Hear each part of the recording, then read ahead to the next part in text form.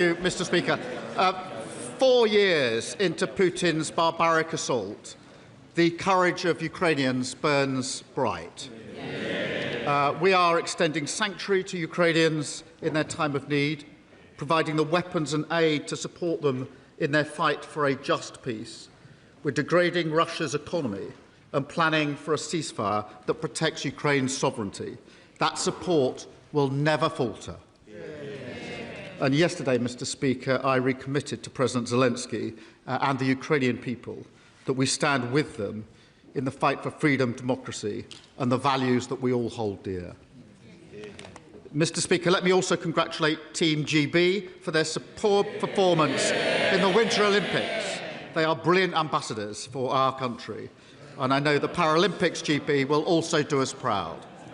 Mr. Speaker, this morning I had meetings with ministerial colleagues and others. In addition to my duties in this House, I shall have further such meetings later today. Thank you, Mr. Speaker. And may I associate myself with the remarks of the Prime Minister in respect of Team GB and Ukraine. A great former Prime Minister once said, "You turn if you want to, the lady's not for turning." Like the leader of my party today, she was a leader of principle and backbone. But we know this current government is no stranger to the U-turn.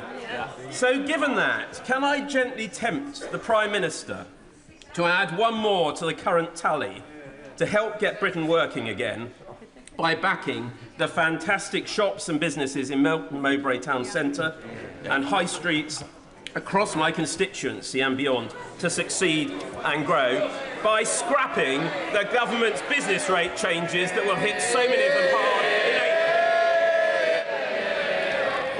April? Well, it's good to see him in good form, particularly, if I may say so, after his health scare, which he and I have discussed a number of times. He discusses a former leader of his party. He was the former health minister, I think, who presided over record waiting lists. He was the former prison minister who left the prisons overcrowding. And he was the former economy minister under Liz Truss. We're picking up the mess and we're turning it around. Rachel Hopkins. Thank you, Mr. Speaker. I very much welcome the fact that our Labour government has recognised the state of Palestine, and I also welcome the Foreign Secretary's statement last week as Chair of the UN Security Council, setting out the UK's commitment to increasing humanitarian access to Gaza and advancing a two-state solution. Does the Prime Minister agree that protecting civilians, upholding international law and supporting Palestinian-led governments are essential for a lasting peace? Prime Minister. Well, can I thank her for raising this really important issue, because the ceasefire in Gaza remains fragile, and protecting Israeli and Palestinian civilians is critical to the next phase of the peace plan. Mr. Speaker, I'm proud of our commitment to a two-state solution, and we will be hosting the peace-building conference in March to build lasting peace and security for both Palestine and Israel. Hamas must decommission its weapons, destroy its terrorist infrastructure, and can have no future role in running Gaza. And Mr. Speaker, whilst aid flows have increased, the level of need is still dire, and the Israeli government must stop blocking supplies and preventing work of international NGOs. That is unconscionable, and it is costing Palestinian lives. We come to the Leader of the Opposition, Kemi Ben. Thank you, Mr. Speaker. And can I associate this side of the House with the Prime Minister's comments about Ukraine and Team GB? Mr. Speaker, before the Prime Minister and I became MPs, parties of every colour increased the cost of going to university. The system is now at breaking point for graduates. I believe the student loans have become a debt trap. It is time for all of us to do something about it. Will he cut interest rates on student loans? Prime Minister. Well, Mr. Speaker, I have to say I was glad to learn that the Leader of the Opposition has finally admitted that they scammed the country on this. And that applies to everything they did in government. We inherited their broken student loans system. We've already introduced maintenance grants to improve the situation, which they scrapped. And we will look at ways to make it fairer. And we will do other things within the economy to help students. What other things they say? The news this morning, Mr. Speaker, 7 a.m, energy bills coming down by £117 for millions of families and young people struggling. That's guaranteed money off bills in April, driven by the action that this Labour government has taken. We promised to cut the cost of living. We are cutting the cost of living. Mr. Speaker, I asked him if he would cut interest rates on student loans. No answer. And for the record, energy bills are still higher than when he came into office. He keeps talking about the last government. In case he hasn't noticed, my party is under new leadership. A lot of people wish his was too, including the backbenchers sitting behind him. But let's talk again about student loans and student fees even. Because to win the Labour leadership, yes, with Labour together, the Prime Minister promised to abolish tuition fees. In opposition, the Education Secretary said, graduates, you will pay less under a Labour government. I wonder what happened to those people. But can the Prime Minister tell us whether graduates are paying more or less under Labour? Prime Minister. Certainly many in her party are under new leadership, Mr. Speaker. They're up there. The only change she's brought to her party is to make it smaller. And she talks about interest rates on loans. Mr. Speaker, not only have energy prices come down this morning, but since we were last here across the dispatch box, inflation has fallen as well, which has a huge impact on interest rates. Fallen to 3%. And the Bank of England say it's going to keep on falling. That's only happening because of the decisions that we made at the budget, opposed by the party opposite. They talk about the cost of living. This government is taking action, and under their watch, inflation was 11%, which crippled the state of finances for students as their loan rates went up. Mr. Speaker, I am amazed that while we're trying to talk about student loans, the Prime Minister has the cheek to talk about my party being smaller. His party is smaller too, including one MP who was arrested for child sex offences. So perhaps before he gets on his high horse, he should ask why his backbenchers are saying that they're being called the Pedo Defenders Party. Yes. So why don't we get back? So if he... Yes, I didn't say it. I didn't say it. I know it makes them... Yes. Sorry. OK, let's have less. No. I know they don't like it, Mr. Speaker. Does the honourable member want to leave at this stage? Just understand, I want to hear the question, because it's very important that I do hear, because I'm may have to make a judgment. So I don't need any more shouting. I know they don't like it, Mr. Speaker, but I haven't said anything that's not true, have I? So perhaps they should get off their high horse, stop making stupid jokes, and why don't we talk about student loans? Policies that may have been fine for 2012 with low interest rates are not fine for 2026. The fact is, graduates are paying more, not less. On Monday, the Schools Minister was asked on the BBC why Labour froze the repayment thresholds. She said the government has, and I quote, huge pressures. Those pressures have been created by his taxes and his borrowing to pay for more welfare. Why is the Prime Minister taking from students to give to Benefit Street? What a nerve. Under their government, student loan thresholds were frozen for 10 years. 10 years. They broke the system. They did it with a bloke over there when they were in coalition together, and we're fixing it. Now, she used to say just a few weeks ago that she was going to focus on the economy at the exclusion of everything else. So I'm doing her a favour by bringing it back to the economy, because 117, desperate to talk about the economy, £117 off energy bills, inflation going down. The other thing that was confirmed on Friday, Mr. Speaker, Borrowing is coming down, the biggest surplus on record. That means we've got the economy back under control. We're fixing the public finances. Now, I know the party of Liz Truss don't understand any of this, but she should welcome those changes when she next stands up. Can they not?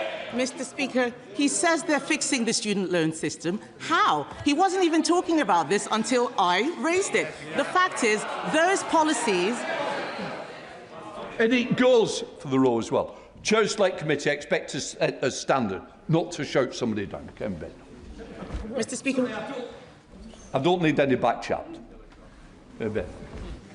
Thank you, Mr. Speaker.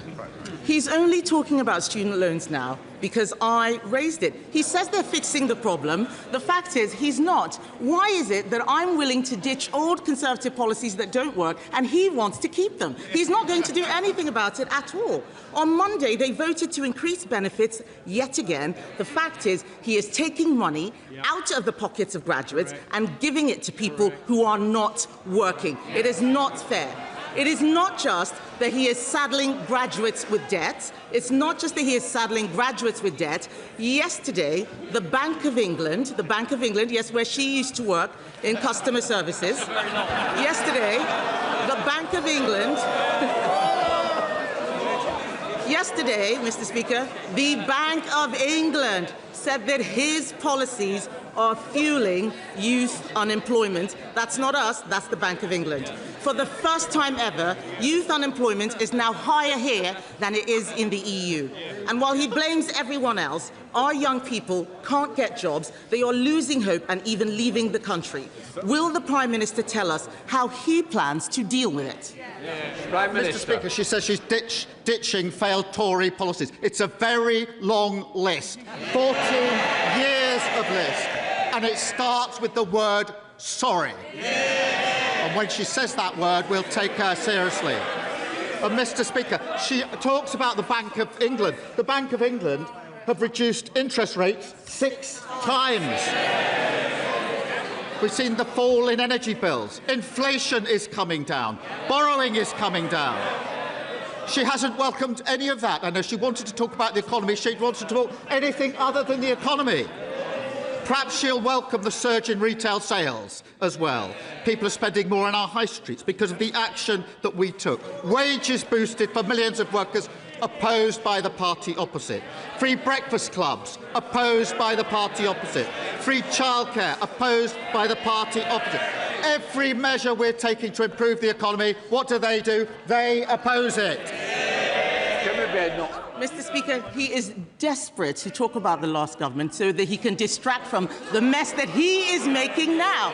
The fact is, he is the Prime Minister today. This is a man who got legislation in to fix his own pension, just him, no one else's. He won't sort out student loans for other people. He has no plan to get young people into work. He has no plan to help graduates get out of the debt trap. They can complain as much as they like. These are facts. 411 MPs, and not a single one of them has any imagination. We are the ones doing all the thinking. Yes, he has already... Mr. Speaker,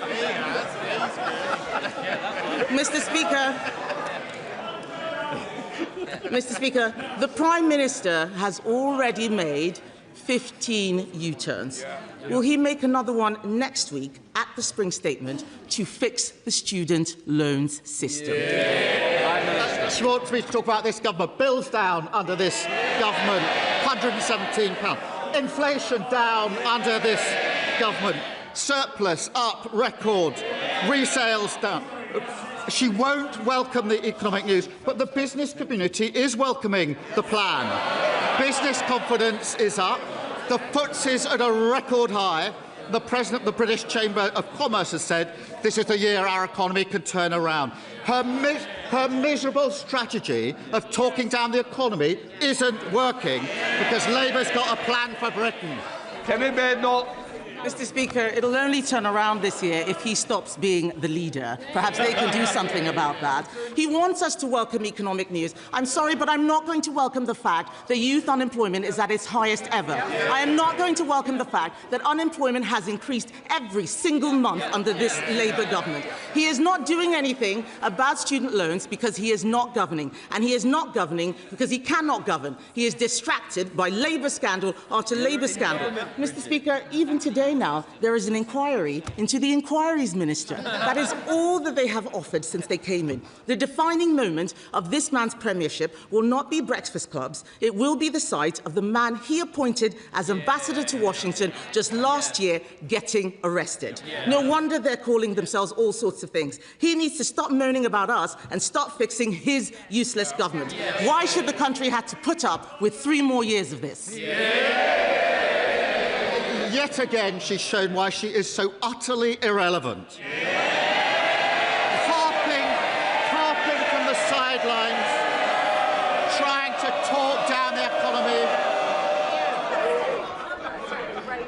Hello? Please, I want to hear the question, so do your constituents. Prime Minister. All she does is carp from the sidelines, talk the economy down, talk the country down. In the meantime, because of our work, what is happening? Energy bills down, as announced this morning. Inflation down. Borrowing down. And what's up? Retail spending is up. Investment is up. Business confidence is up. That's the difference a Labour government makes. Thank you, Mr. Speaker. Residents in Stanley, in my constituency, are very excited about having their say on how to spend the £20 million of Pride in Place funding that Stanley South has received as one of the 250 most deprived neighbourhoods in the country. There are other villages and areas in North Durham that are too small to qualify for Pride in Place at the moment, but also urgently in need of investment. For instance, Grange Villa, New Kyo and the Avenues area of Chesterley Street. Will the Prime Minister consider an additional wave of Pride in Place funding to target smaller, more concentrated areas of deprivation? Well, I thank him for that, and I know how meaningful Pride in Place investment is to his constituents. We're backing communities with the funding and the powers they need to invest in their priorities, which is unleashing jobs, growth and opportunity. In answer to his question, I can confirm that the next wave of Pride in Place will invest in an additional 169 neighbourhoods focused on smaller areas, looking closely at deprivation. We're reversing the austerity that ripped the heart out of our high streets and our communities and giving local people a real say over how money is spent. Leader of the Liberal Democrats, Sir Ed Davey. Can I join the Prime Minister in congratulating Team GB on our most successful Winter Olympics ever? And can I also join him in solidarity with our Ukrainian allies and friends after 4 years of them resisting Vladimir Putin's war machine? Mr. Speaker, the former Prime Minister, Gordon Brown, has raised deeply shocking concerns that Jeffrey Epstein may have used British airports and even RAF bases to traffic young women and girls in and out of our country. This is appalling. The Prime Minister knows that I agree with Gordon Brown that there needs to be a full public inquiry into all this. If he doesn't agree with Gordon Brown, will he, at the very least, commit to releasing the flight logs and related documents? Will he wait for the House to force the government to do that? Prime Minister. Well, I think it's important to appreciate there's obviously a police investigation going on, and I think it's right, and I'm sure he agrees with this, that that has to go wherever the evidence takes it. And we have to let that investigation run its course before deciding what next action needs to be taken. Sir Ed Davey. I think we all agree that police investigations should take priority, but that doesn't rule out a public inquiry, and it certainly doesn't rule out releasing the flight logs, which I think really should be. Mr. Speaker, on a different note, it's been revealed the trustee of William Blake House, a care home for adults with profound disabilities, embezzled £1 million. There are very few homes in the country which offer this sort of care, and now it faces closure. As a father of a disabled son myself, can I tell the Prime Minister this situation is one of my worst nightmares? It's one of the worst nightmares of many parents with disabled adult children. The families of the residents have put forward a rescue plan to take over William Blake House and run it themselves. It will require HMRC resolving the debt issue and the Charity Commission to appoint an independent board. So will the Prime Minister meet with the families and back their plan? Prime Minister. Can I thank him for raising this case, which is obviously a cause of considerable concern, and of course I'll make sure that the relevant meeting is put in place for all of the individuals who need that meeting. That answer. Mr Speaker, given the recent challenges to the Equality Act, will the Prime Minister commit to protecting those laws which prevent discrimination at work and in society, making sure that women aren't fired for being pregnant and ensuring that everyone is treated fairly, regardless of their sex, race or disability?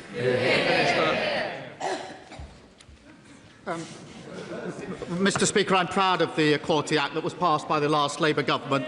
We will always fight for working people, and compare that to Reform, who want to go back to the dark days where people can be discriminated against because of who they are, ripping up protections for workers and renters, and ending the right for grieving parents to take a few days off work if the worst should ever happen to their child. But, Mr Speaker, I also have to raise this. A death threat was shared by Reform's Deputy Council leader in Lancashire against the brilliant member for Bolsover. It said she should be shot. When death threats were made against the member for Clacton, I stood at this dispatch box and condemned them outright. If he has any decency or backbone, he will stand up, apologise, condemn the comments and sack the individual in his parties. Will he do so? Nigel Farage. Thank you, Mr Speaker. At the age of 14, Michel Mandarin was forcibly removed from his home, the coral atoll of Ile-de-Quoi, dumped on the quayside of Mauritius, forced to live on food scraps out of bins. He has resettled those islands and yet now faces a removal order from yet another Labour government. So maybe twice in one lifetime, he's going to be asked to leave his homeland. Can I ask the Prime Minister, for a government that is full of human rights lawyers, within and without, why do the opinions and human rights of Indigenous Chagossians not matter to him at all? Prime Minister. So he has neither the decency nor the backbone to condemn a death threat to a member of this House, whichever party they are in. He doesn't have the decency or the backbone to condemn it and to sack the individual. And that just shows that his party have got nothing to offer the country but grievance and division.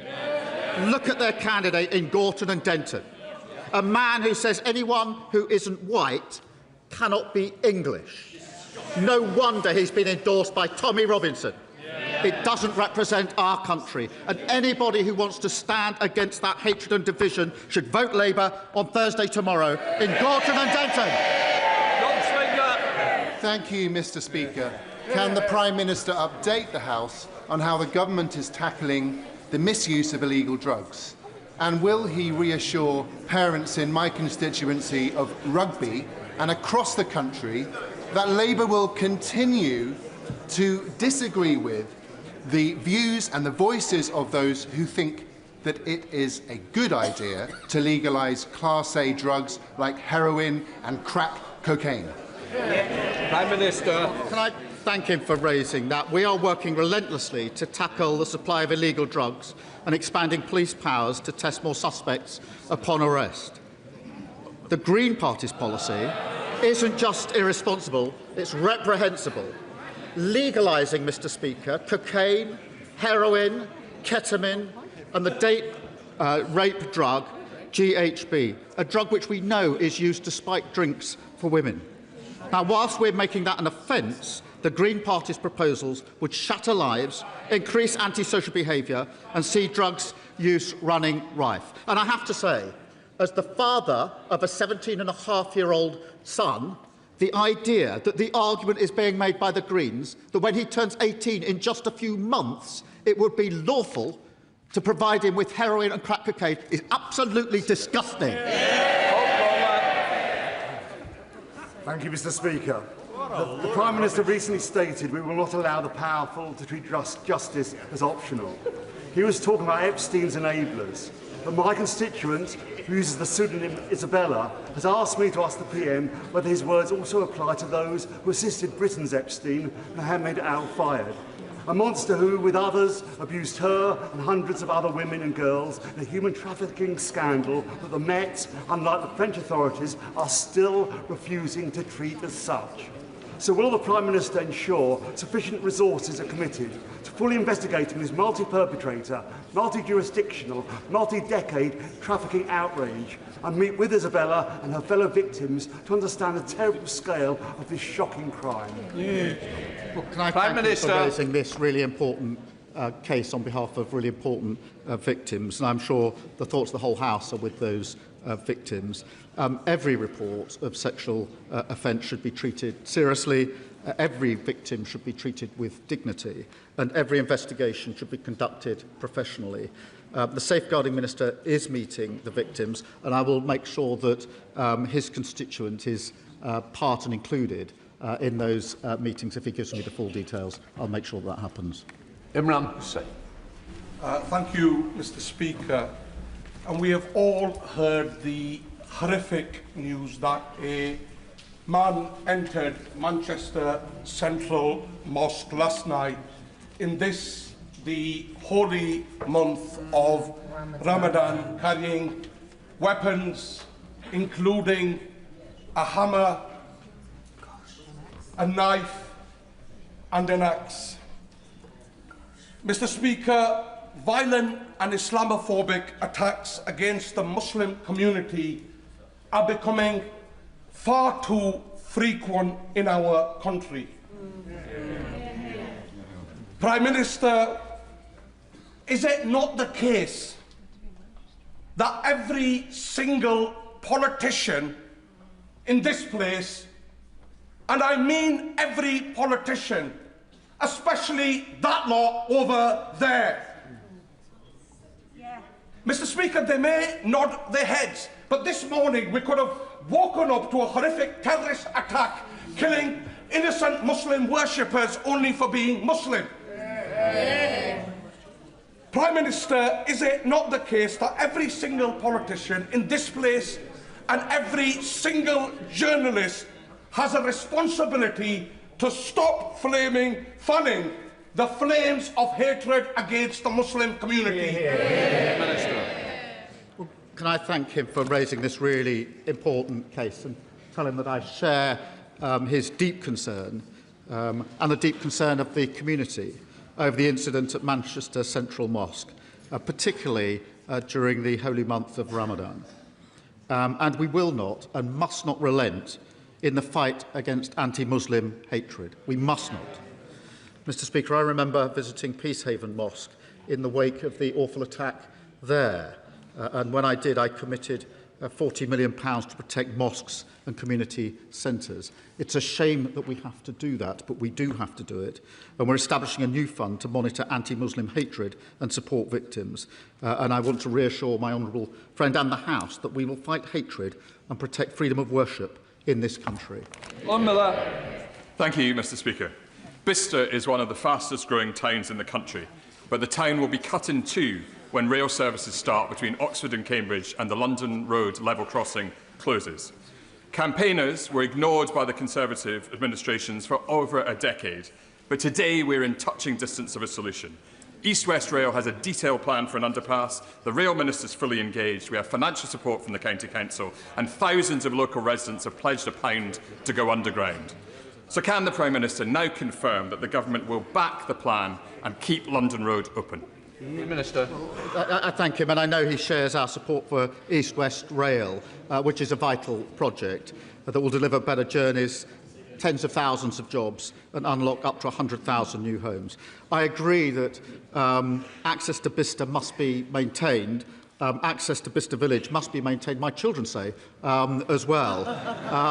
And I think the company have put forward 2 options on replacing the crossing, and I'll reassure him and his constituents that they will have the opportunity to express their views during the upcoming consultation into relation what would work for them. Thank you. Davis. Thank you very much, Mr. Speaker. The regeneration of the Belper Mills, a large site with buildings including Grade 1 listed ones dating from the start of the Industrial Revolution at the heart of the East Midlands' only UNESCO World Heritage Site, took a significant step forward last week when planning permission for its redevelopment and conservation was finally granted. The government wants to provide more housing, rightly so, and sites like this, though while very challenging, provide a very important opportunity to support that aspiration and share our national story. Can the Prime Minister tell me what support the government is giving to regenerate at-risk listed buildings and whether we are delivering support to train construction workers in heritage building techniques? And can I ask him to take a personal interest in the Belper Mills because it is an internationally significant site? Prime Minister. Thank you for raising this, because restoring Belper Mills is not just about delivering the housing his constituents want, but about restoring an iconic World Heritage Site in the East Midlands. We're investing over £1.2 billion in skills, supporting apprenticeships, including courses focused on heritage construction, and recruiting 60,000 more construction workers and backing new technical excellence colleges, so we have the workforce to build the homes the country needs. Adam Downs.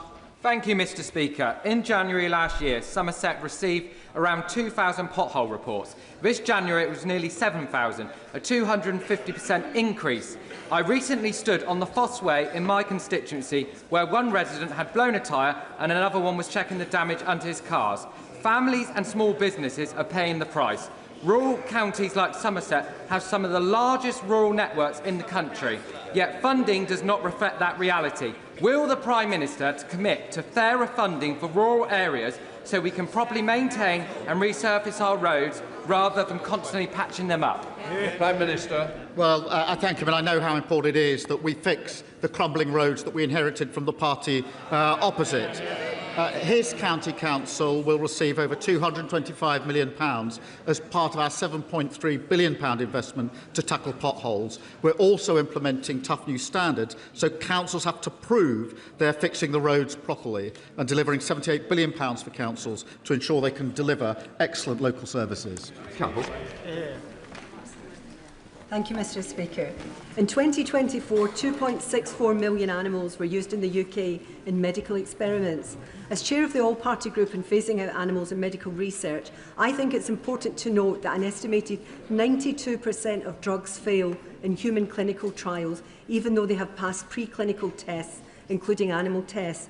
Innovative non-animal research methods are increasingly available and provide viable alternatives. Whilst I very much welcome our Replacing Animals in Science strategy, for this to be meaningful, a robust implementation timeline must be set.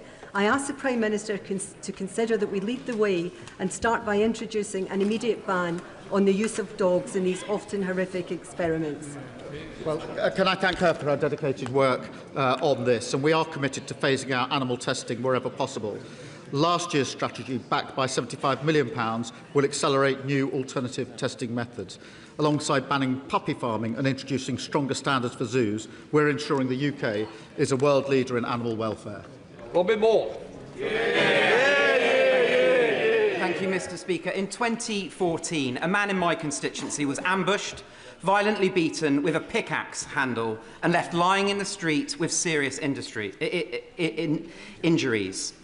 At the time of the conviction, the judge called it a brutal attack. Mr. Speaker, many constituents have contacted me to express their concern that the perpetrator of this attack is still a sitting Labour councillor in Keighley and was recently pictured celebrating an election with convicted crack cocaine and heroin dealers. Prime Minister, on behalf of all victims of serious crime, will you, as the leader of the Labour Party, ensure that Councillor Mohsen Hussain is not permitted to stand in the local elections this May? Prime Minister. I thank you for raising this. I will look into it straight away and give him a full answer. Sir Edwards. Thank you, Mr. Speaker.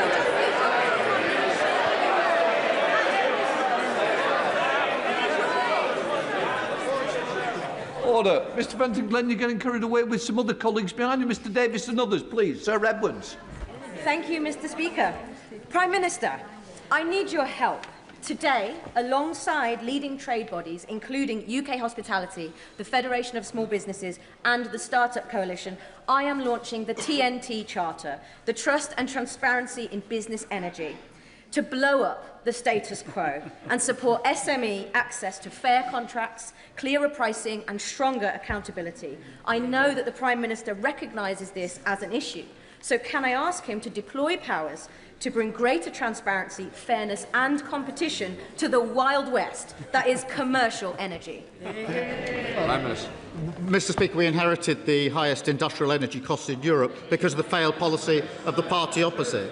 Our British industry supercharger is cutting bills for major industries, but she's right to champion the SMEs as well. I can confirm we will appoint Ofgem to regulate and stamp out exploitation by third-party intermediaries, helping to reduce bills, and I'll make sure that she gets a meeting with the ministers to discuss the issues that she's raised with me.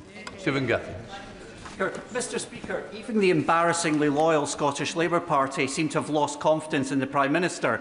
Can I say to the Prime Minister, please don't let that put you off coming and campaigning in Scotland on your government's record. But can he tell us why is it that those who are so close to him have abandoned him, given the government's record?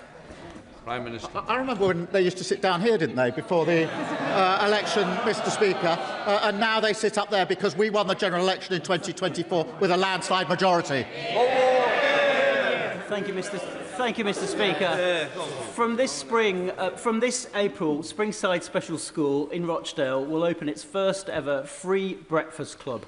That's a big change enabled by this Labour government, and one that the head teacher, Mrs Fierro, said will make a big change to all the parents and children at her school. But Rochdale's growing popularity and growing population desperately needs a new secondary school. So will the Prime Minister arrange with me to have a meeting with the DFE to get our secondary school over the line to help all children in mainstream and in SEN get more provision? Well, we're determined to halve the disadvantage gap and give all children the best start in life. I'm delighted to see a free breakfast club opening in his constituency in Rochdale. Our actions will lift over 500,000 children out of poverty, and the party's opposite policy is to say they'd plunge them straight back into poverty, which is disgraceful. And through our actions to reform the SEN system, we'll create an inclusive system so that every child can go as far as their ability and talents will take them. Roger Gale. Thank you, Mr Speaker.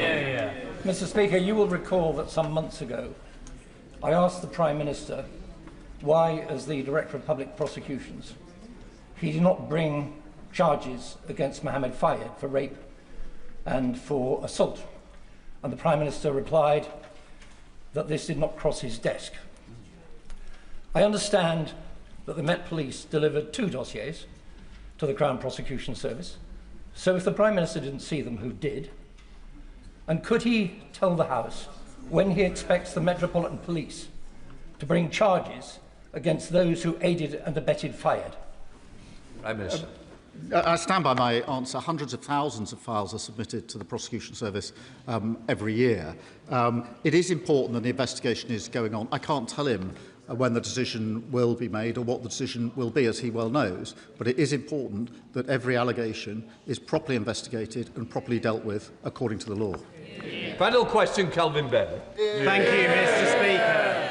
4 years after Russia's illegal invasion, Britain backs Ukraine's fight for freedom. The same freedoms that Labour used to forge NATO to defend. But while Ukraine fights to join NATO, the Green Party wants to break it up. So does the Prime Minister agree with me that as war continues and as Russia broadens its attacks across Europe, those who attack NATO are betraying our security and, to coin a phrase, are they becoming Putin's useful idiots?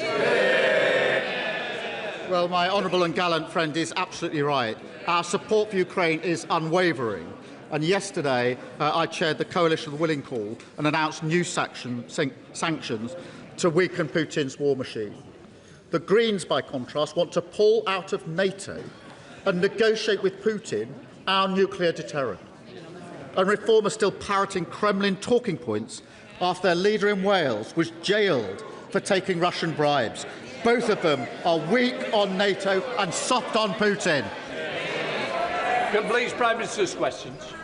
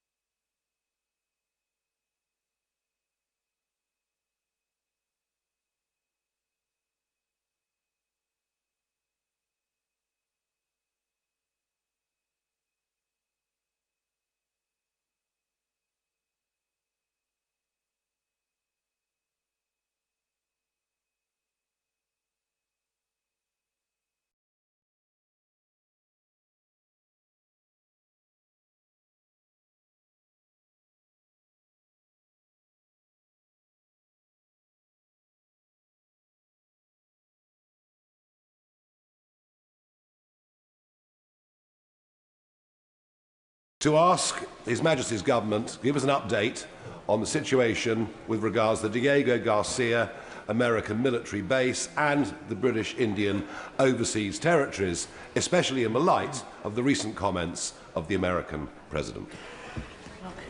Minister. Mr. Speaker, His Majesty's Government's objective has been and continues to be to secure the long-term effective operation of the military base on Diego Garcia. It is a base critical for our national security and helping to keep the British people safe. It is a key strategic military asset for both the United Kingdom and the United States. It has enabled our shared security for nearly 60 years. When we came into government, it was clear that our ability to maintain our interest and control in the base was under threat. So this government had to take action to protect our military advantage and to stop our adversaries gaining a hold in such a strategically important part of the world. Refusing to act, Mr. Speaker, could have exposed one of our most valuable military assets to China. So, like any responsible government would, we negotiated a deal to protect our interests. This government inherited a situation where the operation of the base was in immediate jeopardy, and negotiations on a transfer of sovereignty to Mauritius was well advanced by the previous government. The deal delivers on our objective of maintaining the secure, effective operation of this vital military base. It would allow us to operate this joint UK-US base as we have always done. Mr. Speaker, this House knows that the government worked tirelessly with the United States in developing and testing the treaty to ensure that it met our shared security needs. That is why it was supported by two administrations. This is why Secretaries Rubio and Hegseth, and indeed President Trump himself, came out so strongly in favour when the treaty was signed in May last year. I can assure this House nothing in the treaty has changed since the US administration gave their original endorsement of the deal, and we continue to work with Mauritius and the United States. Mr. Speaker, the UK government has great sympathy for the Jacosian community. They feel a deep emotional connection with these islands. We have been clear in our regret for the manner in which Jacosians were forcibly removed from the islands in the 60s and the 70s. We're working to resume a programme of heritage visits for members of that community. Mr. Speaker, we will continue to work with both Mauritius and the United States on this agreement. As the Prime Minister has said, we have very close relations with the United States. That relationship matters profoundly, not just to our security, but to the prosperity and the stability that people here at home depend. Jill Frost. Thank you, Mr. Speaker. Well, the situation in America has changed, as you know. The British government went around America and said a whole load of things, such as it was legally necessary to give away the Chagos Islands, which of course wasn't true. Do not give away Diego Garcia. Capital letters from the American president. He likes capital letters in his posts. And all the other arguments have been well rehearsed. The fact that it could cost us up to 50 billion. The fact that the Chagosians weren't just badly treated then, they're being badly treated now because they resettled Ile-de-Croix and they've got eviction notices from your government. But I can tell you this from my trip to the Maldives at the weekend. Something I hadn't realised, and I don't know whether the government knows it either. It is the Maldives that has the historical links with the Chagos Islands, both in terms of trade, in terms of archaeology. In fact, the islands, all the French did was rename the islands from the Maldivian language. There is no basis, historically, culturally, in any way, for Mauritius to have a claim on those islands. And the Maldives are upset for two reasons. One, there has been great stability in this region for decades. And what happens with this treaty, if it goes through, is you finish up with a turf war going on between India and China in the region, and that, indeed, has already started. And I wish to inform the government that we are just a few days away, in my opinion, from the Maldives issuing a counterclaim to the International Court of Justice to say if anybody has the right to the sovereignty of those islands, it is the Maldives and not Mauritius. And I would urge you to pause all of this. Minister. Mr. Speaker, the honourable member for Clacton suggests that we have gone around the American government. I have set out already in my response the extensive talks that we have had with both secretaries and indeed the President of the United States within recent months on this question. There is no question of going around the US government. The honourable member says, well, what has changed? Clearly, the view of the United States President may well have changed, but the treaty has not. We have discussed this treaty in great detail in this House. It is a treaty that emerges from talks initiated by the previous government and completed. Mr. Speaker, I would find it more plausible to hear chuntering from the benches on the other side from me were I not a diplomat in the Foreign Office during the period they were negotiating this deal for 11 rounds. Exactly. I do understand that the members opposite, honourable and right honourable, wish to now distance themselves from the 11 rounds that they conducted. But let us at least... Order. No, one of us is sitting down, don't we? Look, people that put a UQ in, others members of this side put it, want to hear it.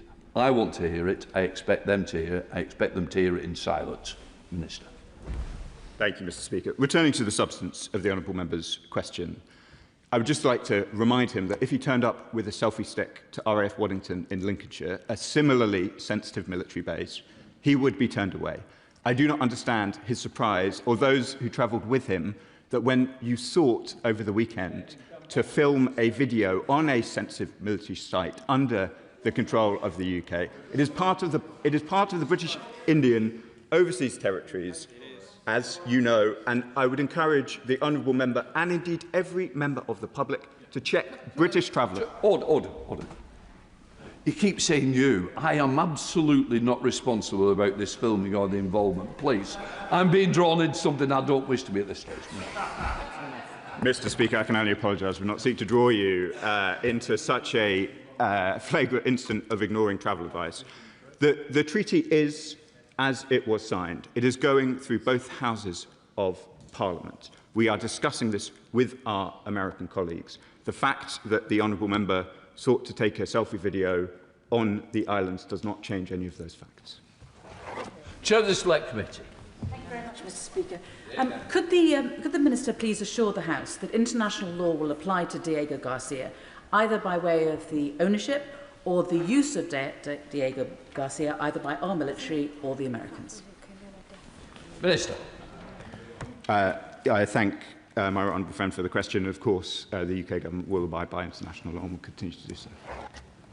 The Minister, Wendy Moore. Thank you, Mr Speaker. Labour's Chagos surrender is a shameful, unnecessary and reckless deal that leaves Britain weaker, poorer and less secure.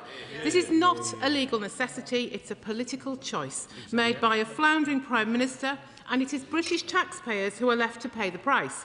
No other government would pay £35 billion to hand over its own sovereign territory and make its country less secure in the process. At a time when families are being squeezed, ministers are asking them to subsidise another country's budget, potentially funding tax cuts in Mauritius while taxes rise here at home. That's indefensible. So can the Minister confirm that no payments will be made under the treaty of the so-called strategic partnership unless and until ratification is fully complete? Because this is a national security crisis too. Diego Garcia is one of the most strategically vital military bases in the world, and yet ministers are pressing ahead before resolving the binding 1966 UK-US treaty, before addressing concerns raised by President Trump, and without guaranteeing that the lease can never collapse or be legally challenged. On UNCLOS, will he confirm that Article 298 provides an opt-out from compulsory dispute settlement for military activities, meaning this is a political choice, not an unavoidable legal trap? So I ask the government, will they suspend the bill until the legal position with the US is settled and any amendments have been scrutinised under CRAG?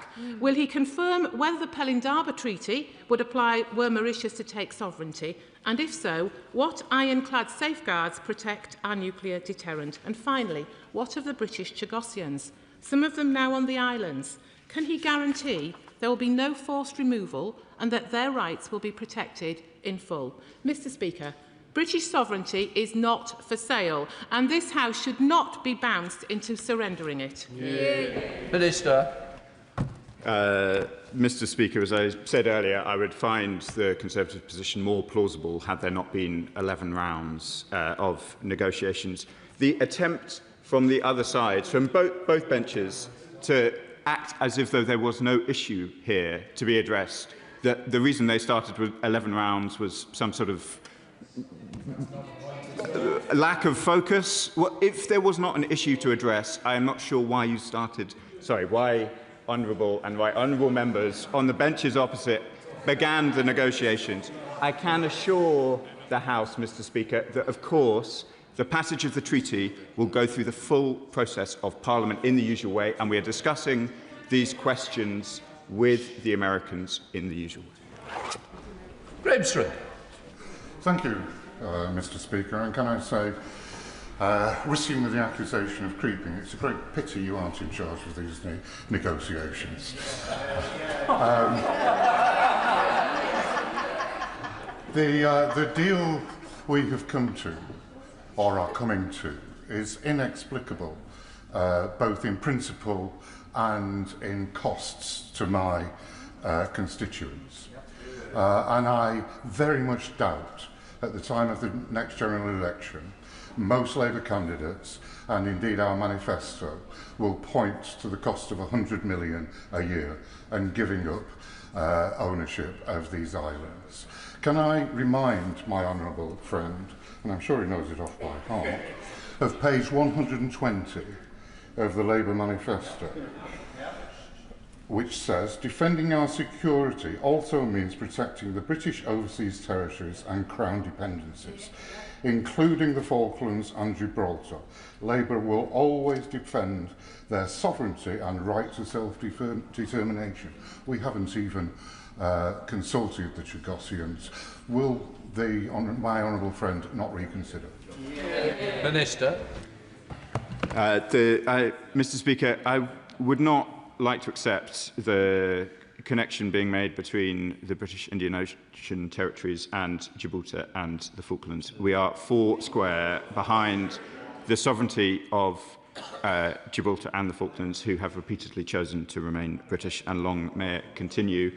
So we are abiding by our manifesto commitments, Mr Speaker. The issues around the continued operation of the base have been discussed many times in this chamber. They are being scrutinised in both chambers as the treaty goes through the full process that Parliament would expect, and that will continue. Dr Al Pinkerton, Liberal Democrat spokesperson. Thank you, Mr Speaker. I am acutely aware that this question comes in the aftermath of the Honourable Member for Clacton's attempted landing on the Chagos archipelago last week. And whilst I might admire the Honourable Member's audacity, I am deeply concerned that those actions trivialise what is indeed a deeply serious situation and potentially render the genuine grievances and injustices that Chagosians feel as a political backdrop to his social media feed. But I also have to acknowledge that the platform that the Honourable Member has only been created because of a vacuum that has been created by this government. Because the wheels have undoubtedly fallen off the government's negotiations. They failed to secure the support and consent of Chagosians. They seem now also to have lost the support of the President of the United States, and whilst any one of those things might be considered unfortunate, the combination of the two of them looks deeply careless. So can I ask the Minister, please, what is the status of the negotiations right now? What is the latest position of the United States? Will they also take on our very long-standing concerns about the rights of Chagosians? There is clearly not widespread consent here. Will they take on the points that we've been making in amendment after amendment and recognise that Chagosians have the right to self-determine their own future? And can he also accept our concerns about the finances to ensure that Britain isn't left as a leaseholder of these islands if a deal goes ahead without a sitting tenant?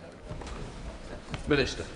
Mr Speaker, the Liberal Democrat spokesperson refers to amendments in the passage of the bill, and I'm sure he will understand why I will leave that to the Minister responsible for the bill conducting its passage. On the questions of the status of the negotiations, as I said, this is going through Parliament in the normal way. We are pausing in discussions with the United States, and those discussions continue. Alex Barnett. Thank you, Mr Speaker. I know the member of Clacton has a number of additional jobs in combination with his responsibilities as an MP. But after his recent adventure, I hadn't realised small boat captain was amongst them. So maybe as a former Royal Marine, I can help him with his navigation. Can my honourable friend, the Minister, remind the member for Clacton what the penalty is for taking a trip to the British Indian Ocean Territory without a permit? Minister. My honourable friend paints the honourable member for Clacton as a captain, but I will decline the opportunity to be the sheriff on this occasion. The honourable member says stop the boats, but he did take a private jet there, which wasn't quite consistent with the small boat rhetoric that we usually hear from his party. I want to be clear that obviously there has been an attempt to land, indeed successful, on part of the British Indian Ocean Territory. That is not an area fit for human habitation. It is an area in which British travel advice is very clear that one should not travel to. This House has discussed on many occasions the sensitivity of this base, of these islands. I would encourage everybody listening at home to attend to our travel advice. It is there for a reason. Right. Father of the House, Sir Edward Lee. As always, this argument doesn't depend on gimmicks, but on a detailed examination of the law. Exactly. Now, on the 22nd of May, the government made clear in an answer that they were bound by the international law of the sea. But in a written question on the 12th of February, the government said that Article 298, an opt-out on UNCLOS, still applies. So the law remains the same as in 2003 and 2020. This was a specific question asked by the opposition spokesman. We now want an answer. This is desperately important because this opt-out is vital for the Falklands and for Gibraltar. Minister. The Father of the House will appreciate that I'm probably not in a position to give him the full detail that he would like on the provision of UNCLOS 298. I am sure that as we discuss the passage of the bill, that this issue can be dealt with outside of the context of an urgent question. Law. Thank you, Madam Deputy Speaker. Can I ask the Minister to engage in a short thought experiment? What would have been the reaction had senior members of the Labour Party in opposition, what would have been the reaction if they at the time had gone to lobby a foreign government against the best interests of the British security service, what would then the reaction of the right-wing media who have made this their pet project and the parties opposite be? Minister. It's a very good question from my honourable friend. Madam Deputy Speaker, when I was a diplomat, usually what we understood was that politicians British politicians, that is, would not seek to undermine the British government overseas. We can argue in this place, but broadly we would try and keep our disputes on our own islands rather than going elsewhere to prosecute them. So I was surprised to see the vigour with which the benches opposite are seeking to undermine the process that we have been engaged in. Sir Julian Lewis. Will the government pause any steps in this matter until the judicial review proceedings being brought on behalf of the Chagosian people have been resolved one way or another in the High Court? Minister. Madam Deputy Speaker, I'm endeavouring to answer the urgent element of the question and leave the question about the treaty and its passage through the two houses to that process, as that's my understanding of how best to deal with these questions. So in response to the question about the judicial review, which I understand is not urgent but related to the passage of the treaty through the two houses, then I'll leave the Minister who is responsible for that to respond in the usual way.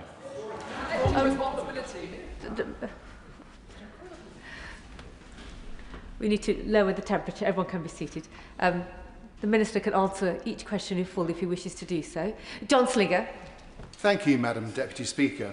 I've been doing the maths about the Reform Leader's weekend.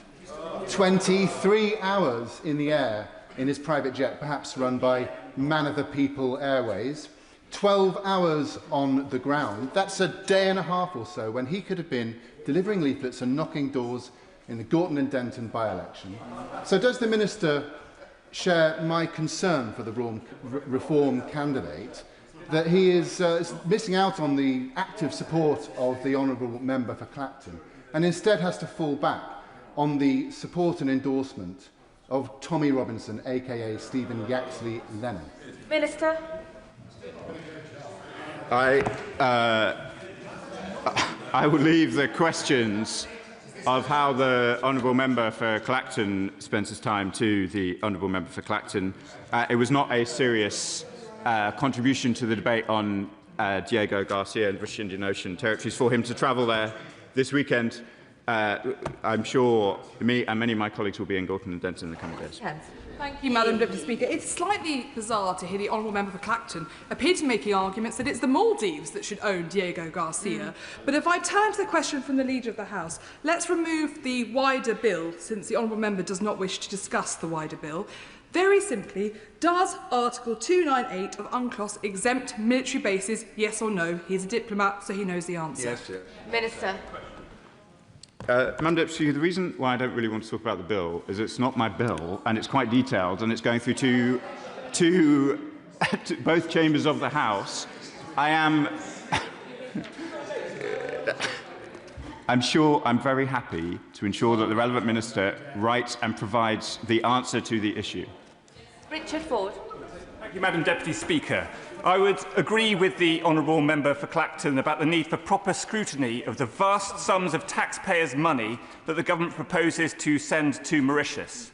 Yet I am puzzled that the honourable member for Clacton would travel all the way to the British Indian Ocean territory without a permit, given that Diego Garcia is a military base.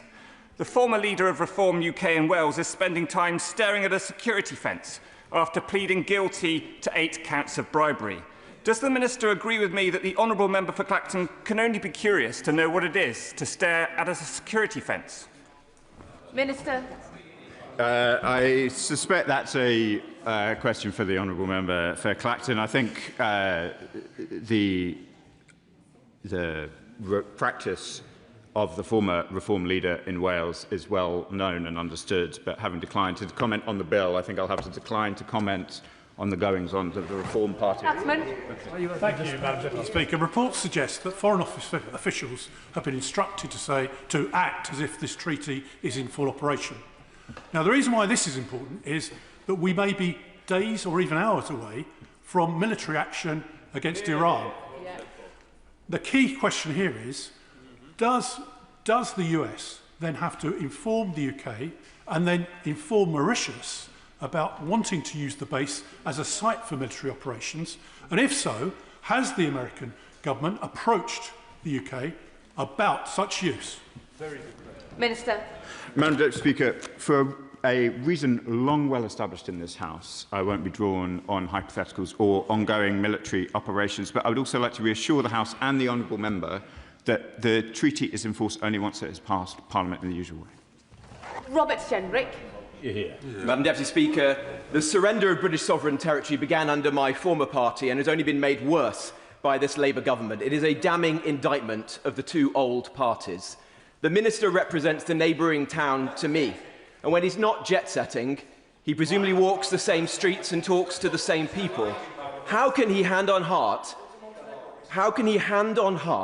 say that his constituents should spend up to £50 billion on this policy at a time when taxes are rising, bills are rising, and everyone in this country feels hard up? Minister. Madam Deputy Speaker, I am appalled by the honourable member for Newark. Newark may well be a market town, but Lincoln is a city and has been for a very long time, and so I'd invite him to withdraw that remark. I don't receive a great deal of correspondence from constituents in Lincoln on this question. Mostly, my constituents in Lincoln prioritise Britain's national security. They understand, through our extensive history in Scampton, in Waddington, in Cranwell, of the importance that Lincolnshire plays in the UK's national security, and they would expect me and the rest of the government's ministers to prioritise that at all times. David Reid. Thank you, Madam Deputy Speaker. I think the vast majority of this House can agree that the arguments for giving away our Chagos Islands have been threadbare at best, which leads one to believe that there must be sensitive elements of this deal. So it's interesting to listen to one of the former SCDO special advisers, Ben Judah, and I quote, "Once you've been briefed, even partially, on what it does, i.e. the islands, the information gives you vertigo. Both now and in government, communicating the details to the public would be violating the Official Secrets Act." Now, given that this is going to cost the British taxpayer billions of pounds, does the Minister not believe that the government, it should be incumbent on the government to declassify some of this information so that us here in Parliament and the British public know what they're paying for? No. I mean, we won't declassify what we do in RAF Waddington. We won't declassify what we do in defence of the realm. And it's not a serious proposition. There are obviously mechanisms through Parliament by which secret material can be considered through the ISC, and we'll continue to use that mechanism. Andrew Rosendale. Madam Deputy Speaker, I think we're getting to the crux of this issue. The Minister was in the Foreign Office when these negotiations were taking place. He should know that the Ile de Coin and Penos Banos, which is the atoll where Misli Mandarin, the First Minister appointed by the Chagosian people, is currently situated, he should know that it's nowhere near Diego Garcia. It is over 120 miles away from that military base. It poses no threat. The people on those islands pose no threat to security or to the military base at Diego Garcia. This is a sham. This government and the last government have been denying the truth. The truth is that the Chagosian people are British and they should be given the same rights of self-determination that the Falkland Islanders, the Gibraltarians and all British overseas territories rightly deserve. Madam Deputy Speaker, I'm rather old-fashioned. The territory he refers to is within the British Indian Ocean territories. The law that applies to the whole of the territory. The travel advice, which I'm not sure the honourable member for Clacton acquainted himself with before he travelled, is clear on all of the islands. And so I understand that he is making a point about geographic distance, but the sovereignty and the law applies nonetheless. On the question of Chagosian representation, the honourable member will know that there is considerable disagreement within that community and that the Prime Minister to whom he refers is not internationally recognised. Oliver Dowden. I genuinely have respect for the Minister, as he knows, but I'm also very confused as to the government's position, because as he will know from his time in the Foreign Office, one of the principal issues to which he refers is the fact that the previous US administration was not comfortable with the disputed status of this territory under international law. But it's now clear that the current President of the United States has no such concerns, has no such qualms. So given those circumstances, why are we continuing to burn capital with the current administration rather than saying, let's put this whole thing on hold and look for a solution that might actually work better both for the United States government and the interests of the United Kingdom? Madam Deputy Speaker, I'm grateful to the honourable member for his question. To be clear about the current position, as he knows, there was support for the US, from the US administration for this treaty, which has not changed. There clearly has been a statement from the President of the United States more recently, which is very significant. And as I told the House, we are now discussing those concerns with the United States directly. We have a process going through Parliament in relation to the treaty. We will bring that back to Parliament at the appropriate time. We are pausing for discussions with our American counterparts. Sir John Hayes. Thank you, Madam Deputy Speaker. Whatever members across this House might say, the member for Clacton's done a service to us in raising this matter today, because this is a dodgy deal founded on a bogus basis. Let me explain, Madam Deputy Speaker. When this was introduced to the House, we were told that it was done, the government were doing so on the basis they'd be sanctioned internationally. And in particular, they described the most proximate and most potentially serious as the International Tribunal for the Law of the Sea.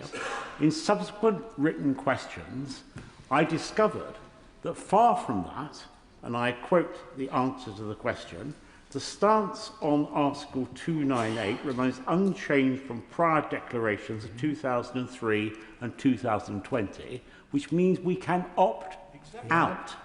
There was no obligation, no necessity, and I have to say, Mr. Speaker, and I use these words cautiously, because I know and like the Minister, and I know and like the Secretary of State Defence. It seems to me this House was inadvertently misled in the original statement, as is proved by the subsequent answers to written questions. So will the Minister clarify that urgently, because it is a very serious parliamentary matter and a matter of national significance? Minister.